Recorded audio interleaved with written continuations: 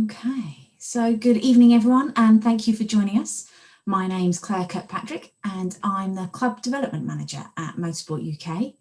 This is the fourth instalment of our monthly marketing show, and if you've missed any of the previous sessions you can catch up with them on our website.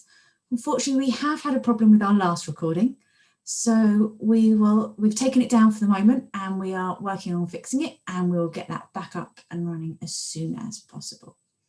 So to start with, we have our normal housekeeping. Everybody is muted except for the panelists, but if you'd like to ask any questions, then please do so using the Q&A function at the bottom of your screen. Please feel free to submit questions as we go through the session, and we will do our best to answer as many as possible at the very end. So this session is being recorded and will be available on our website, hopefully within a couple of days, as long as we can sort the tech out. Also, tomorrow you'll receive an email from our Zoom account with a link to a survey. We'd really appreciate your feedback. We've taken on board your feedback from the last session, and we've included some answers to those questions in this session. So we'd like to hear from you again. Right, I think it's time to get started. So I will hand over to Andy Lambert, who's co-founder of continual. Thank you, Andy.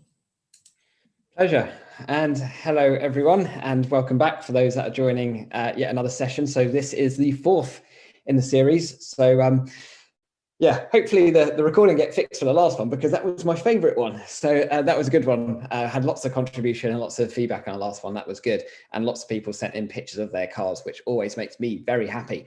So yeah, as Claire already said, and thank you all for listening to me again, or if this is your first time, I'm one of the founding team of a company called continual.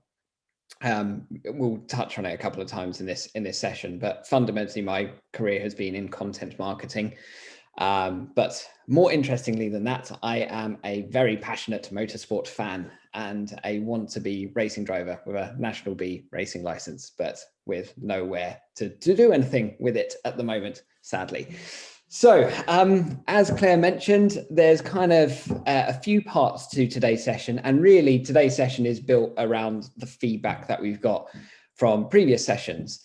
There'll be an element of recapping, so that I will have some element of repetition to if you've watched other sessions, but we're not going to completely repeat it. Some points I'll call out that the fact that it would help watching the other sessions as well as watching this. It's not absolutely contingent that you do, but it definitely helps build a full picture, because over the kind of 5 sessions that I'm doing, this is kind of 4 out of 5 sessions, you should really get a really clear picture of what you need to do.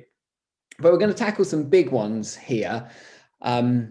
And that big challenge definitely is going to be around creativity and confidence, writing styles and tone. So those ones are ones that Claire suggested that I cover off the back of the feedback. So we're going to go into that.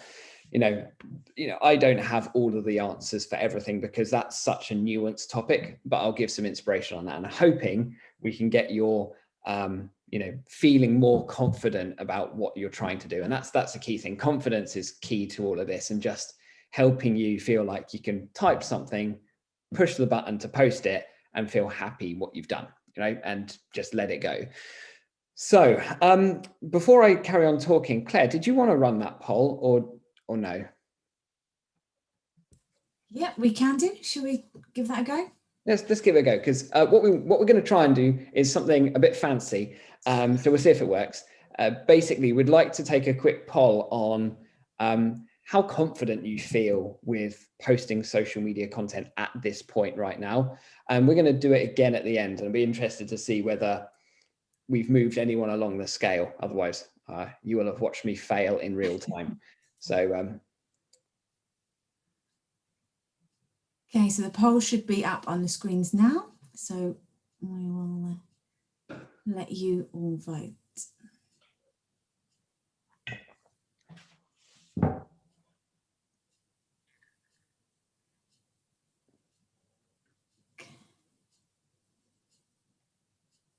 Okay, so most people there have voted. So I'm going to end the poll. We've got 44% people saying somewhat confident, 15 saying not confident, and 15% saying extremely confident. Good. And 27 very. So the majority is somewhat. Let's end that poll now. It's not bad. No, I will share those results so everyone can see. Hopefully you can all see that.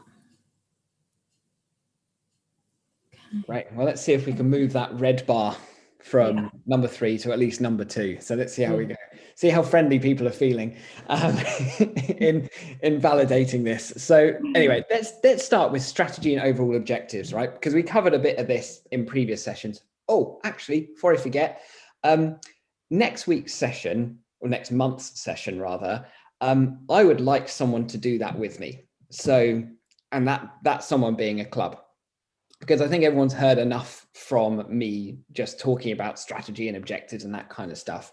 I would love to get a club to put their hand up and that we could build this next one together. I will do all the content creation. I'll take all the heavy lifting of like building a presentation. I don't want to put any work on anyone, but having a buddy on that one, on the next one, would be really good because it shows kind of real life application of this in the club. So if you started doing any of this in a club and you fancy just doing a bit of a cameo on next month's session, stick your hand up in the chat, basically just say me or Claire, there's an email that they can send to you, correct? Yes, you can email club.development@motorsportuk.org and I'll get that email. Yeah, we'll probably pop it in the chat or something. But yeah, anyone fancy doing that? Let me know. But anyway, think about that as we go on it. Anyway, sorry for the 10-minute preamble. Let's dive into it. Let's start with your strategy and overall objectives and what are we working to here? Because fundamentally, content marketing and trying to do social media doesn't work unless you're really clear with what you're trying to get out of it. So just to reset what our kind of overall objectives are here and what the opportunity is, right? So the latest global social media statistics came out last week and the numbers are kind of baffling because they're so big. The global number of social media users is now 4.3 billion. That's grown 12% in the last year because COVID. But that's an extra 500 million people joining all of the social media channels just over the last year alone. So when you think that there's circa 6 billion people in the whole world, 4.3 billion are on social, which is quite frankly insane. 3 million of them are on Facebook. So it's kind of staggering the opportunity that social media represents in terms of reaching a broader audience. Now, I appreciate, that isn't so relevant for everyone because we're running local clubs here. But ultimately, just when you think about the opportunity that exists, the fact, basically, you can say everyone is on it. So there is amazing communication opportunity that exists. But fundamentally, before we start going into the slides, our objectives of doing social media marketing are going to be probably one of 3. We want to raise awareness to let people know that we exist. So we want to use it as a way to potentially grow a community, or we want to use it as a way to help us drive revenues, i.e. increase our club membership. And it's really important, like at the outset, to think clearly about what you want to get out of this. Do you actually just want lots of people interacting and feel like you've got a really nice, safe space for people to communicate together? I'm going to talk about my best example of a club like FDMC, the Farnborough District Motor Club. And, that the group that they've cultivated there is like a safe space for people of like-minded interest to share experience. And that's amazing. So do we want to build a community like that? Do we want to raise awareness that we exist and ultimately get our club in front of people that wouldn't have known that has existed before? Or do we want to use social to try and build our membership and ultimately try and drive revenues? There's really 3 avenues: awareness, community building, or driving revenues, or a mix of all 3. But they're the key ones. So let's kind of like set this expectation a little bit. And this is a bit more kind of marketing methodology, but I wanted to touch on this because it's really important when we think about this in our content marketing. There are two types of marketing, right? Marketing is actually really simple when you start to break it down. You have two types of marketing at your disposal. You have something called short-term activation, and that's represented by that kind of wiggly orange line or yellow line.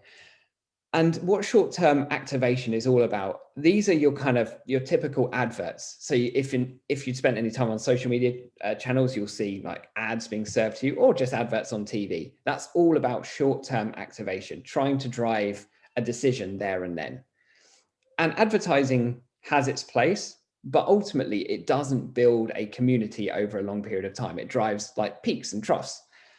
That blue line here represents the other side of marketing, which is long-term branding, the thing that builds over time. And really, that's what we're talking about over the course of all of these sessions. This is the heartland of content marketing, how your brand builds over time.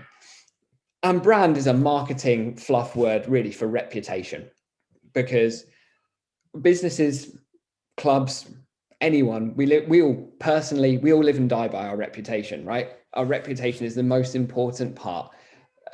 And really a brand is just a reputation of an organization.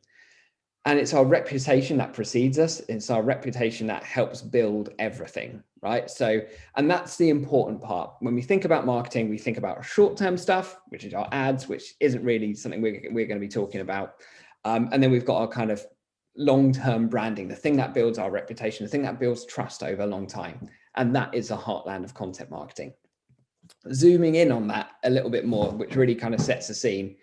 Left-hand side, activation is all about trying to market to people that, want to buy a product today, using a rational message, targeting it at a narrower base.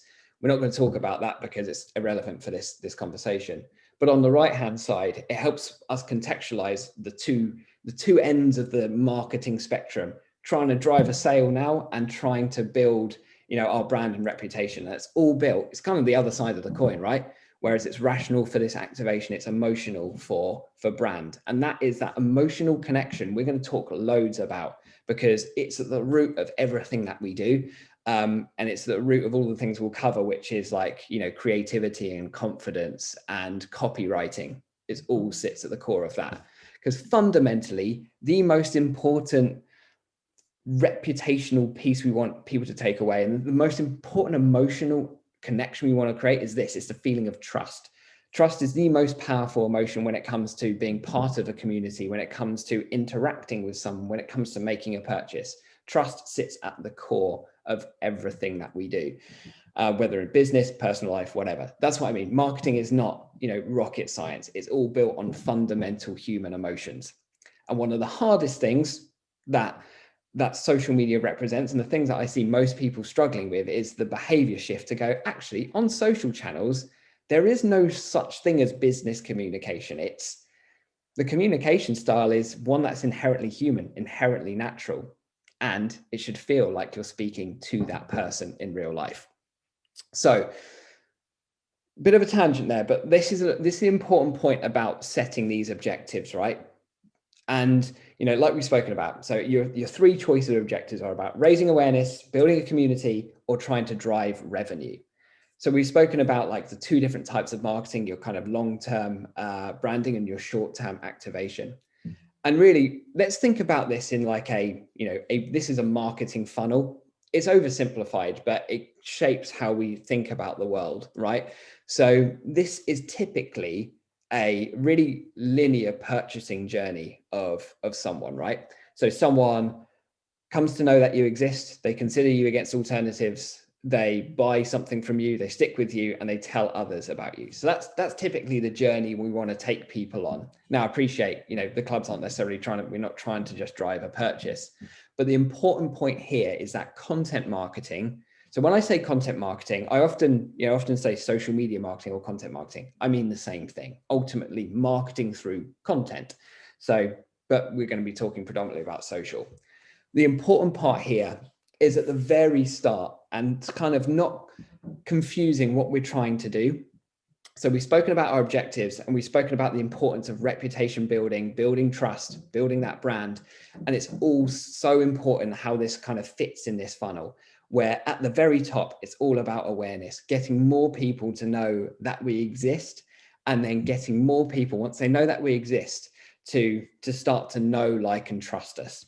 And that the top two parts of that funnel is all we need to concern ourselves with: how we create content that engages, that gets people part of our communities and coming back to interact for more. And ultimately, in time, signing up for events that we might have enough, signing up for a newsletter, this conversion kind of stuff. But content marketing, social media sits very much at the top of that. So with that kind of gives you an understanding of like what the opportunity is on social and how important that is to get your clubs in front of new audiences to continue nurturing your community. Because fundamentally, and I'm going to skip around a bit in this session, so bear with me. Fundamentally, what we want to do is get to a point like this where we've got members of a community asking questions in here. And there's 35 answers in here, loads of people interacting about, like, what were the must-have accessories when you were a youth. And this is what I mean about like tonality, and thinking about, how we communicate and the emotional connections. And this isn't written in a business style, because this is someone in the community. It should be written like you're talking to your friends. Ultimately, they should feel that sense of connection. And honestly, that is the biggest single barrier that stops people from being active on social, is thinking, oh, I have to write something in a kind of marketing-y or businessy way. It doesn't fly on social. The more relaxed, the more casual you can be, is, the better the response will be, because that's what people interact with. So anyway, that's my little tangent, which kind of demonstrates the example that I was showing, getting people to interact, building a community. Because ultimately, we might not be able to put on any events right now, but fundamentally, I've been watching Farnborough District's Motor Club's membership grow. When we started doing this session, I first kind of gave a bit of a case study on them. They were at 600 members, and they've grown by, 25% or something.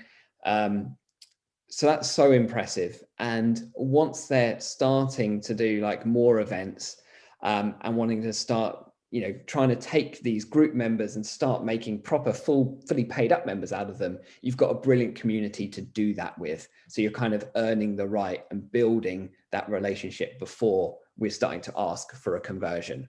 And that very much is a kind of real life representation of what's happening, is, building awareness, creating that consideration piece. So they're part of a group. There'll be a load of members in there that are not fully paid up members of FDMC, but they'll definitely be considering it, once events start going on. And that's where we get to the conversion stage. So that's a kind of real life manifestation of the things that I've just been speaking about.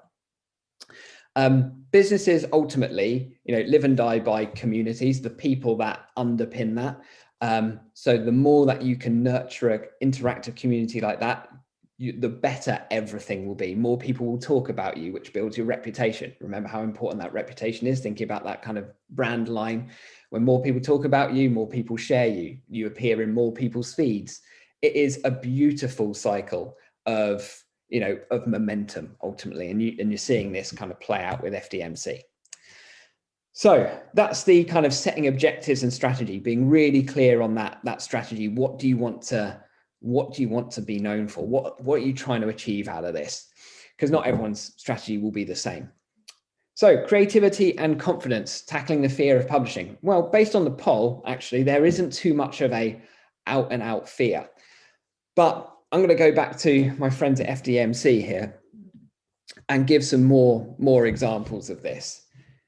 Fundamentally, as I said, the creativity element we're going to cover in a second, but the confidence piece should be an easy one to crack ultimately, because what we're trying to do here is appeal to like-minded people, because I'm presuming that the people that are responsible and doing this for the clubs are pretty passionate about the subject matter, and subject matters don't get more they don't get much more engaging than talking about motorsport or cars in general, right? Because there's a huge following and lots of people are incredibly impassioned by it. And the most beautiful thing about this, right, is that most of the creativity you do not need to carry the burden for it. And this is definitely a misunderstanding from a lot of people. And considering the community we got on the call today, the motorsport, all the clubs, you have an incredible opportunity because you don't need to create much content because your audience will do that for you. Like, look at this, just out of the blue, Michael Taylor posts some pictures from nearly 10 years ago of 50 years of Mini, for example. Brilliant stuff. We've got 35 comments on that, huge interaction. That will have been viewed hundreds and hundreds of times, that post, and will have appeared in lots of people's different feeds, people hearing about FDMC for the first time. This level of interaction is brilliant. And people love to share stories. A perfect example of that, if you were on last week's or last month's session, and if you can catch the recording, I asked loads of people to submit their favorite pictures from auto solos, hill climbs, basically motorsport pictures.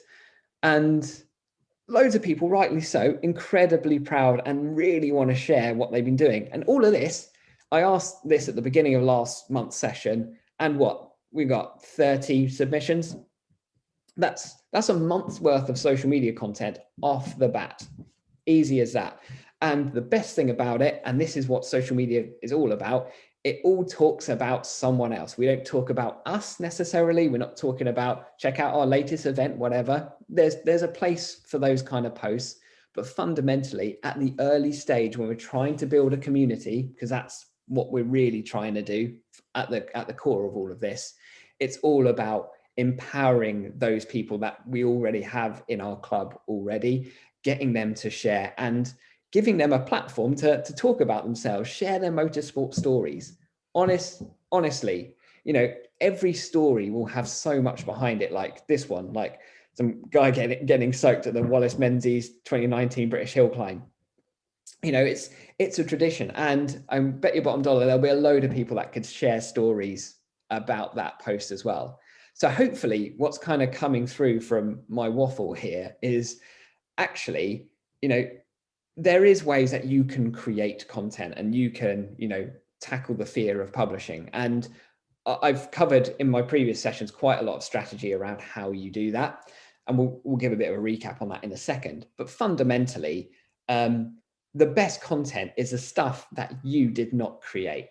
And there's beautiful irony in what I've just said. But the fact is, if you can make give other people a platform to share stuff and, encourage conversation, that is the thing that will make your club on social, appear just like our friends at Farnborough, right?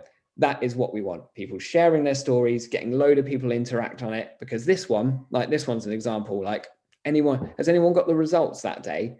And yeah, shock horror. Yes, some people are talking about the fact they found some results from nearly 11 years ago.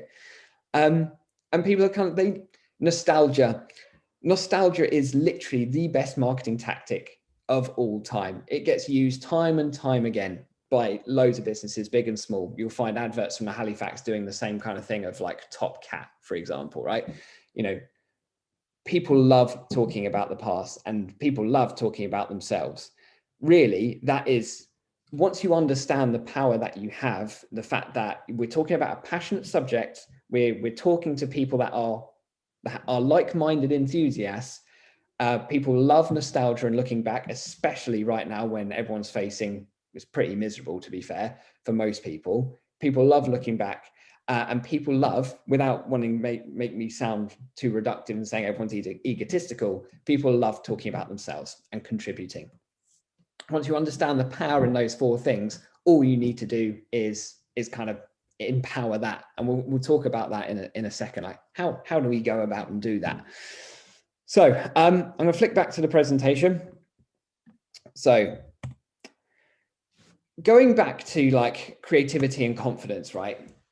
This hopefully will kind of start distilling it down, because I'm conscious I'm jumping between lots of different kind of things here, but hopefully it's kind of making sense. But whenever we're embarking on this, because we've already spoken about our strategy and why are we doing this in the first place? This is a really important question we need to ask ourselves. What do we want to be known for? And that is a really important thing to write down somewhere kind of visible before we really embark on this. Because what we want to be known for is a really powerful statement to make, because ultimately it helps. It's the manifestation of your reputation, and your reputation is everything. You know, it's in everything in your personal life, in your business life, and whatever discipline you're in, right? So that's fundamental. And this is the bit that sits behind that reputation. For example, let's give you a few examples. Like, I'm not talking about being known for like the best experiences or, you know, the most cost-effective motorsport experiences, because that's too rational. We want to be thinking more on an emotional level, like we've been talking about, because it's your reputation is at an emotional level. That's how it appeals to people. And social media content is all driven through human emotion, as you will have seen from those examples at FDMC, right? Emotions of nostalgia, that kind of thing. So what we want to be known for could be things like, you know, experience, escapism, you know, community, a safe space for like-minded enthusiasts, a place to share, you know, with friends. I don't know. I'm giving a load of examples that could apply to clubs, but I'm conscious I don't run a club, so you know better than me. But ultimately, really, what are you trying to create for your members? What experience are we trying to create for our members? Like, and that shouldn't just necessarily relate to what we're trying to do on social. That should relate to our club in general. And by its nature, club is all about connection. So what do we want to be known for? Once we can start to get clear on that, then all of the content we create, it becomes a whole heap easier, because we've got complete clarity on what we want to do. So if it's all about like creating connection and a community, brilliant, because then we just implement the stuff that we've just been speaking about, which is empowering people to share their stories. And our whole content strategy is built around getting other people to share, where we are mere curators in that scenario of getting other people to create content. Yes, we'll encourage them to publish it or share it to ourselves, and we'll publish it, whatever, but we are curators. We are providing a platform for our members to share their experiences and collaborate together. So that is an example of a manifestation of like what we want to be known for. So hopefully that's clear. Because of course, you know, all of this fits in line with what we spoke about in the previous sessions, right? You know, in the 3 previous sessions, I've given you kind of this framework, which you call the Content Cal 6 C's, because you might not know what you want to be known for yet, and you might still be a little bit unsure as to the kind of content that you want to create as well. Looking at some of the previous webinars, I talked through in depth about the Content Cal 6 C's, and ultimately it's a methodology for understanding our target audience, how to research them, and how to come up with content for them. Excuse me. So yeah, I definitely recommend going back to that, but that also will kind of foster creativity and get over the fear of publishing, because you've got a whole load of research to back up what you're doing. I'm not going to talk any more about this because I've waffled for ages about this in previous webinars, so feel free to go back on. Right, writing styles and tone, how we humanize our communication. And I've touched on this a couple of times already, and I'm just looking for kind of notes on this. And I think, to be honest, I've covered quite a bit of this already in what I've said so far. So let me just come out of this presentation. So if we think about this, and we're going to scroll through some of this stuff again. So writing styles, essentially, here's a kind of good litmus test for writing style, is that if you sent like this as a note to your friend, you know, be it on an email, be it on whatever, if whatever you wrote would seem weird if you sent it to a friend and they thought, that doesn't sound like you, then you're not doing it right. So ultimately, and this is hopefully that kind of metaphor makes sense, but what we're trying to do here is communicate in a way that is inherently us, because we are promoting clubs. Clubs, as I said, by their very nature, are all about connection, and we make connections at a human and emotional level. The way to make connections is by being, funnily enough, human. So ultimately, communicating in the style that feels inherently natural to us is important. So obviously Peter West here using terms like youth or whatever, and it might not be applicable to everyone, but it's also of a generation as well. So it's important to think about like that kind of terminology. And the thing is, even though I say it's important to think about that terminology and how youth would resonate with our community without being too, the risk of trying not to generalize generations too much, but like only use words like that if they are things that you would say to your mates anyway, right? And now I'm not, there's always a balance between being too colloquial, because you might curse a little bit more with your friends. Definitely not on social. That is fairly obvious, but it might as well be said. But ultimately, if we remove the cursing from our communication, really, we are talking to our club, our group of friends, of which are all a part of a community. And that gets so much easier when you get contribution on content. Now, this kind of segues quite nicely into a bit more of a Facebook deep dive as well, because I know Facebook is a really core platform. We'll touch a little bit on Instagram as well, but we're going to spend most of our time on Facebook, because that's, we've spoken loads about curating content and getting contribution from others. I mean, how do we do that? There's two ways of doing that. So one, we could proactively ask for contribution, ask people to share images and a bit of text that we can create content out of. And to be honest, this is going to be one of the lowest barriers of entry. Given last month's example, I just stuck a note whilst we were on Zoom and said, can anyone chuck in their pictures from motorsport that they're proud of? And obviously we got a load off the back of it. So that's brilliant. As I said, a month's worth of content came from there. So what you could do, we use Content Cal to curate that, but you know Content Cal by now, and you know where to find us if you want to use a tool like this. But equally, you could just send out an email newsletter to say, email in, and we could have an even dedicated email to say pics at whatever club.com. And get people just to chuck in their pictures and a single line of text to explain what it was, and we can create content out of that, because not everyone will feel so confident in your community posting themselves, or posting pictures of whatever, or just creating a post in general. They might not feel confident. So we want to remove those barriers and get people just to chuck their images to us, and then we will curate that. And then our whole week's worth of posting could be like, mention to all of our marshals, to say like, shout out to all of our marshals. Hopefully, actually get a chance to keep warm this winter, as we're not running any club meets. Who else has brilliant pics from their days of marshalling?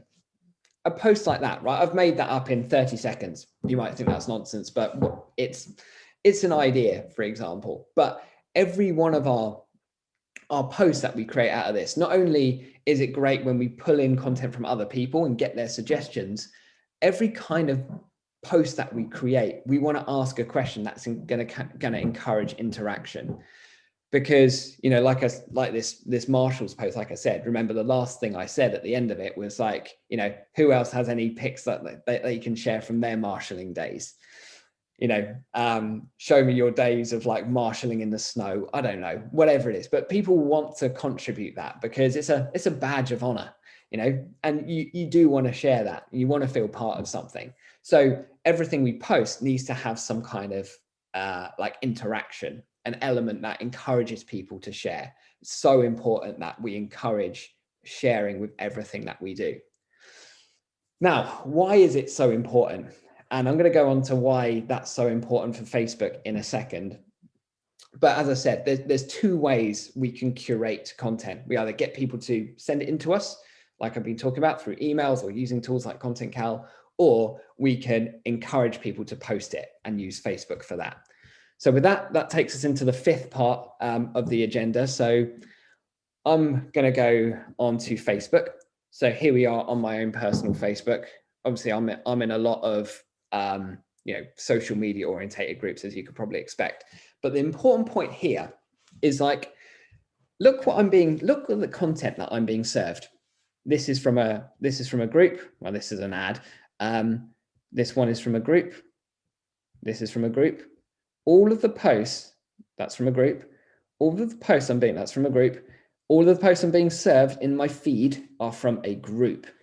Now, we've spoken a little bit about pages versus groups. So on Facebook, you've got two choices really. Well, you need a page anyway, because it's ideal to have a page and then a group attached to it. You either can have a group or a page. Your page is a good thing. And if you've got a good follower number on your page, don't change it. That's fine. Carry on working on your page. Groups tend to do better, I would say, because they encourage more interaction. And as you can see, a kind of real life manifestation of this is like, I am casually, as a member of these groups, being served lots of content from this group. So you are more likely to have your content seen if they are members of your group. So that is an important lesson for us when we're kind of picking, like, do we want to build our page or do we want to run a Facebook group?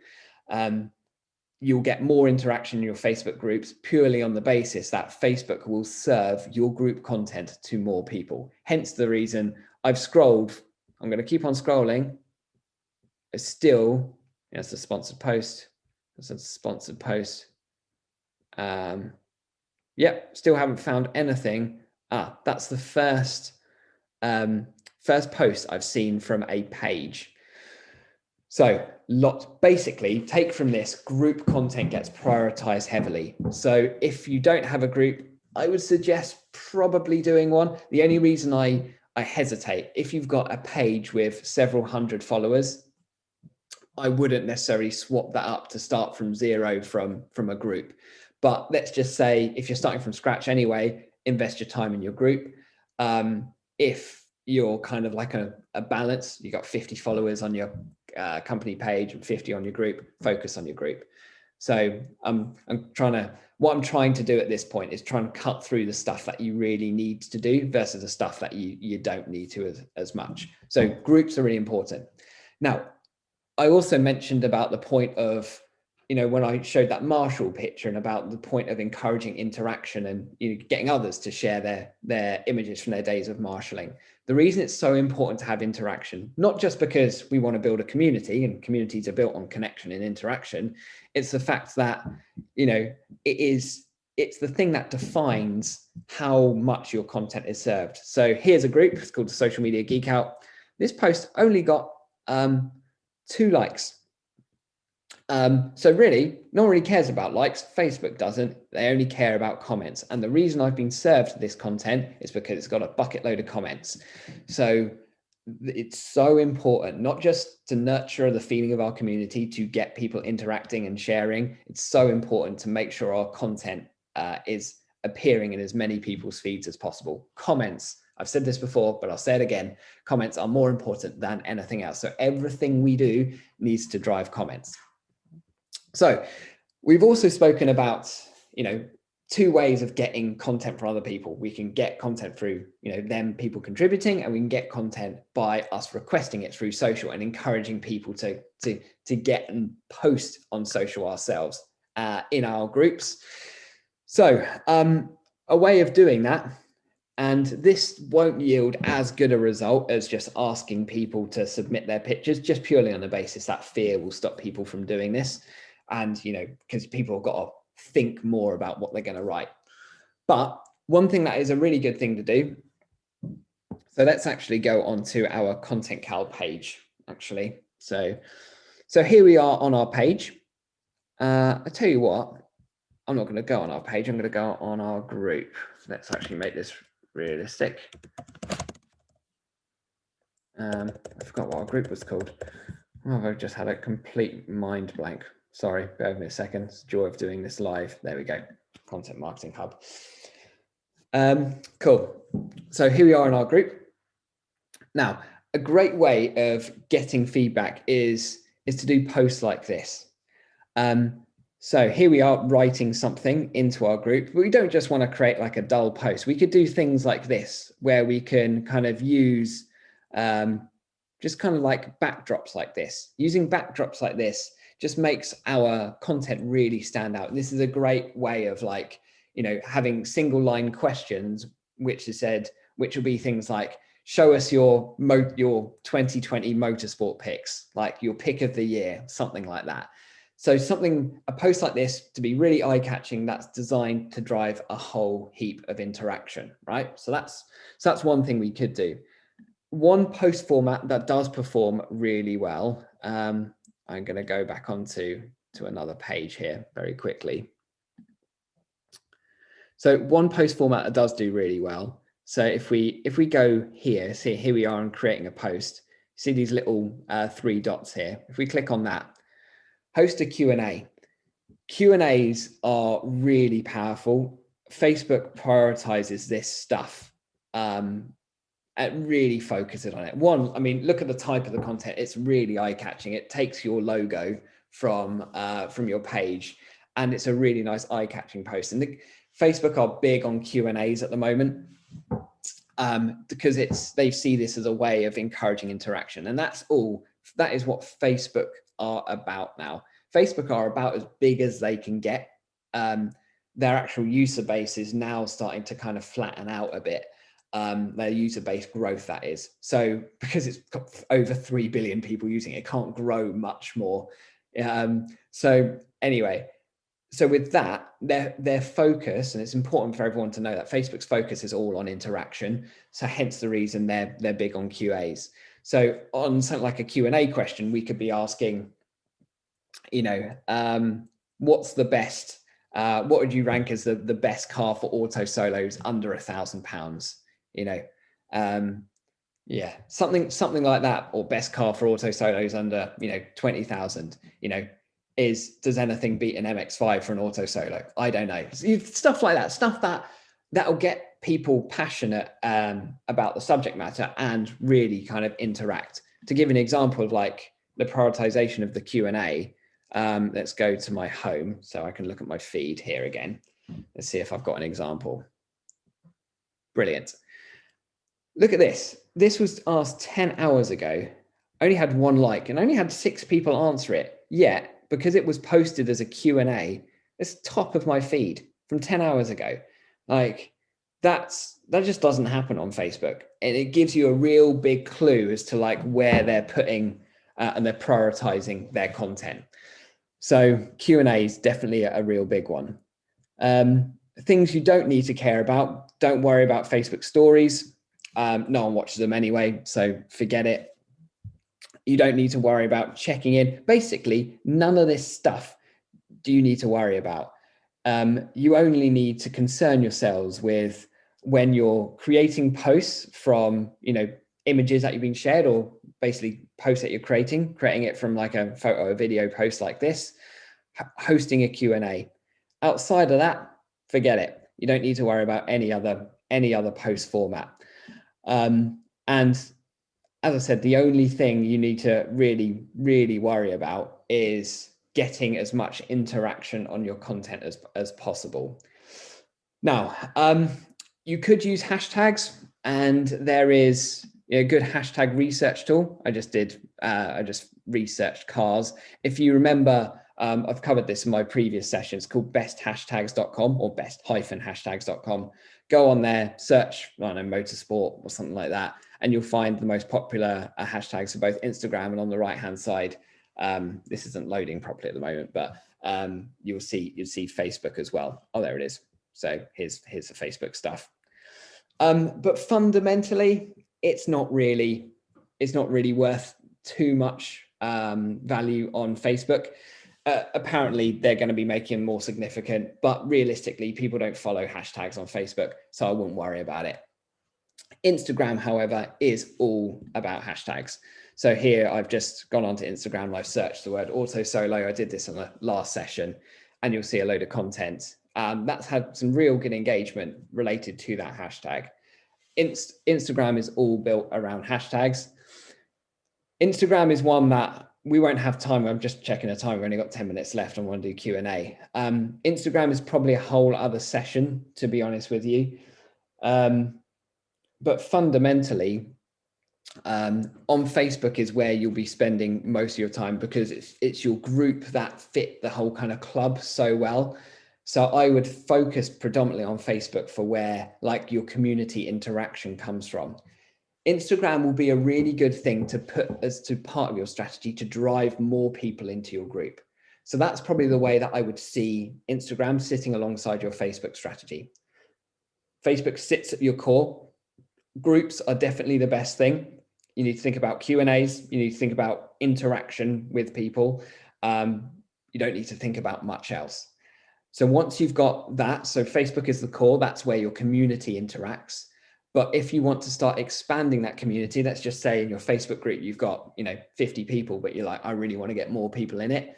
If you want to get more people in it, the best way of reaching new people is through Instagram. So using things like Instagram and using the same kind of content that you would have put in your Facebook group, like, and the same kind of application, getting people to share stuff, getting people to comment on stuff, curating content, using the content that people have submitted, use exactly the same kind of approach for Instagram. But fundamentally, the key difference is that we'll never see the same level of like community interaction, but we will, and if we use the hashtags wisely, we will reach a much wider audience.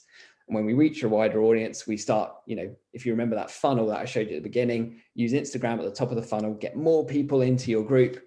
And then we do all of the things that we've just been speaking about to like nurture our group better. And that, I think, is probably where we should open up for Q&A, I think. Yeah, let's take 10 minutes because we can go into some more detail here on anything. So let's go to questions, if that's all right, Claire. Yes, it is. We've only got one question at the moment, but if anybody else has got any questions, then pop them into the Q&A and we will try and answer them. Yeah, that was really good, Andy. And it's interesting. I was thinking about how Facebook really pushing groups. I help manage the Girls on Track UK community group. And last week we had a big announcement go out and there was a lot of hype and interest around the group. And we have, because it's a private group, we've included membership questions. So people have to answer a couple of questions before they can join. And we've noticed that people are saying they've found the group through Facebook suggestions. And I'm sure that is purely because we've had a lot of hype in the group this last week. So Facebook have been pushing it out there to get more people. And we've had incredible membership over the last couple of weeks. So yeah, it's interesting to see. That's amazing. Yeah, the fact that interaction is driving Facebook to suggest it, because Facebook are really clever at like knowing people's interests, so they'll serve suggested groups to like-minded enthusiasts. So yeah, no, that's amazing. Brilliant work. That's great. It does work. Yeah, that's amazing. Love it. Yeah. So our first question was how about Motorsport UK providing us clubs with content to post? But I think you may have covered really about how it's so easy to get content from your members. And yes, by all means, share Motorsport UK's content and share articles from Revolution magazine. But I think, Andy, you've covered how easy it is really to find content. Yeah, it is super easy. And like maybe, and sharing it cross clubs definitely is a powerful thing potentially. I don't know, I might be way off track, but like obviously what I asked for last time in last month's session, obviously a load of clubs submitted their suggestions, but you might also want to look at some of your other local clubs that are kind of in and around your vicinity, become part of their groups and communities. Obviously I talk about Farnborough loads because they're my local one, but like you can use the content from other people's groups as well. I always message the person to say if it's okay to share, but the content is there. And I think actually if Motorsport UK started providing content, that wouldn't be a good thing because it's generic. And the moment it slips to generic, you just might as well not bother, because it needs to feel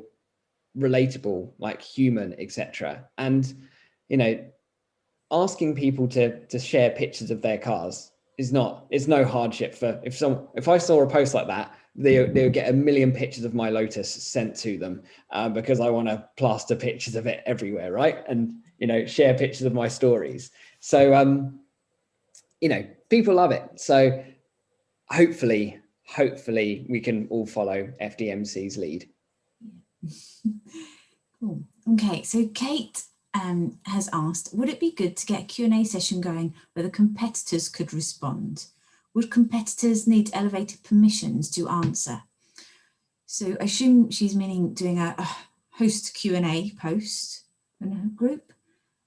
Oh, well, I suppose it depends if it's a group or a page, would it?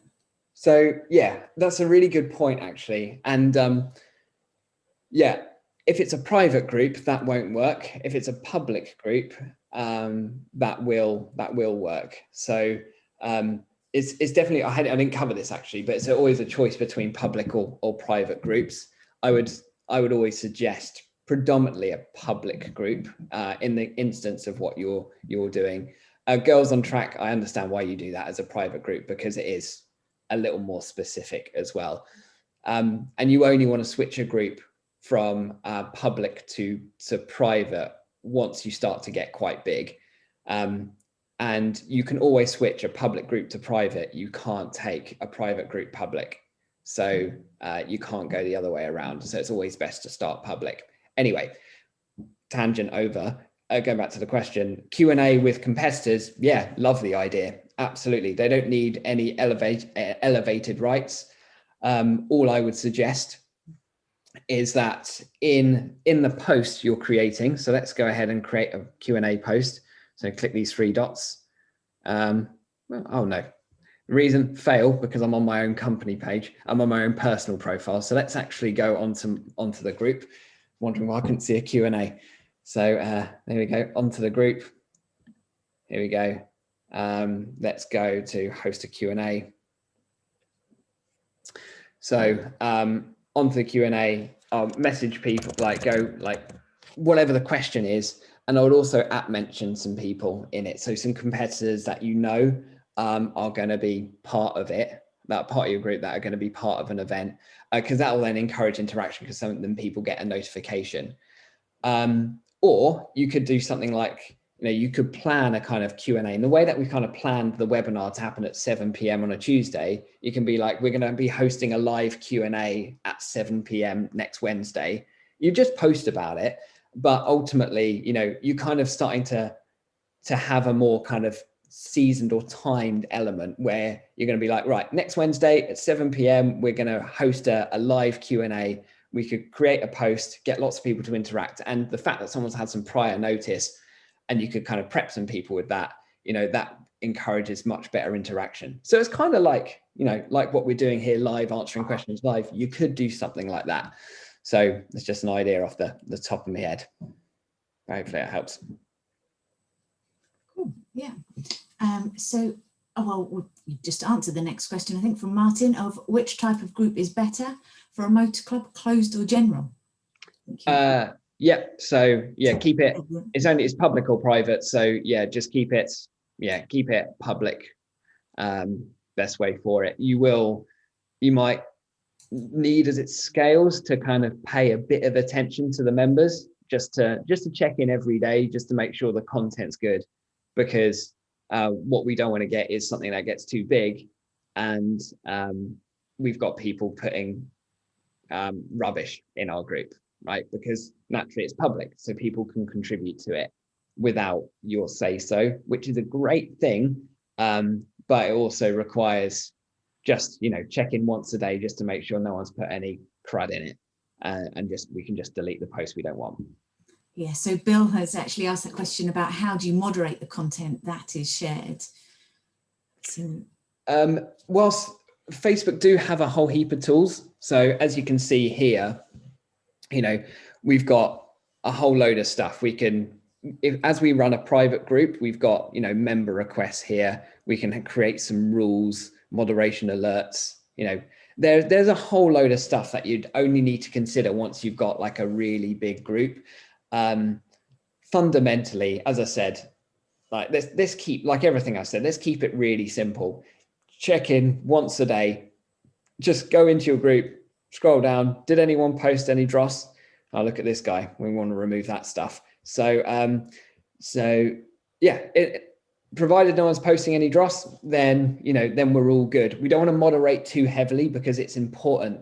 Once again, going back to the trust element, we're building a community here. You can block members too. So if let's just say, let's see if I've got an example of someone writing in the group. Yeah, no. Basically, if you saw someone and you weren't happy with it, you know, what we can do when we have an option to delete post, which I'm not going to do, you press delete post and it then comes up with another option that says block member. So if someone posted something inappropriate or kind of salesy, you can delete the post and then block the member. So that's the way I would moderate it at a kind of helicopter level. Don't go too heavy on it. Let it happen, let it grow. But check in once a day just to check what's going on. Because if you put too many barriers up too early on, you're just not going to get any interaction and the thing won't take off. Yeah, that's cool. So, and then last question from Alison is just confirming that you think that a group is better for a club than a page. That, yeah, I would absolutely stand by that for sure. Yeah. But I caveat it to say that doesn't mean that someone needs to put their head in their hands to go, I spent a load of time building a page, and you know that's still good. But if you're at the points where you're not all in on a page, definitely group is great. Definitely my preferred route. Okay, so that's all our questions. Shall we do our poll again, just to see if people are now more confident in writing their and doing some social media posts themselves? So I will launch this poll and let's see what everyone is now thinking, if we have a change or not. I was just having a quick look in the chat to see if we've had any victims. We have, and I think I've also received 3 emails as well, which is great. So yeah, if you think afterwards that maybe you do want to, then just drop an email to club.development@motorsportuk.org. That email is in the chat. Perfect. Yeah, I see like Kate, Izzy, Andy, yeah, and Phil. So cool. Well, thank you for that. So yeah, Claire, if I let you kind of curate that list and ping it over to me, basically you'll all get an email from me over the next week or so. As I said, I don't really know what format it will be yet. I'm kind of making this up as I go along. I only thought about this just before we started this webinar. But I think it'll be a really good one. And yeah, you'll get an email from me over the next week, and we'll figure out a way to do this. It'd be really good to have a club on, because I think everyone's had enough of just me solo now. Well, the results are in and we've been a success. Well, Andy, you've been a success, I should say. I'm going to share the results. So everyone should now be able to see. We've now gone down to 3% that are not confident, 33 somewhat, and we've got 44% now feeling very confident, which is great, and 19%, so that's increased as well, of extremely confident. So that is brilliant. Thank you for being very kind to me. And yeah, and the no confident or not confident one, I am sorry I failed you on this time. So, you know, you are welcome. You're welcome to contact me on, like, you'll find me on LinkedIn or andy@contentcal.co if there's anything I can do to help get you up a level. But yes, thank you for being very kind to me. I appreciate that, and helping me realize I didn't fail you on this session. So thank you. That's good. Yeah, and so as Andy said, you can contact Andy, but also you can contact us at Motorsport UK as well with that email address at Club Development. So yeah, thank you all for attending again tonight, and as I said before, there will be a survey that will be emailed out to you. It'll also, for some of you, depending on technology, may pop up as soon as we close this webinar now. We would love to hear your feedback so that we can make sure that our last session is everything that you need. So yeah, do get in touch and fill out that survey. Great. Thank you all, and we will see you next month. Thank you. See you next time. Thanks very much. Bye.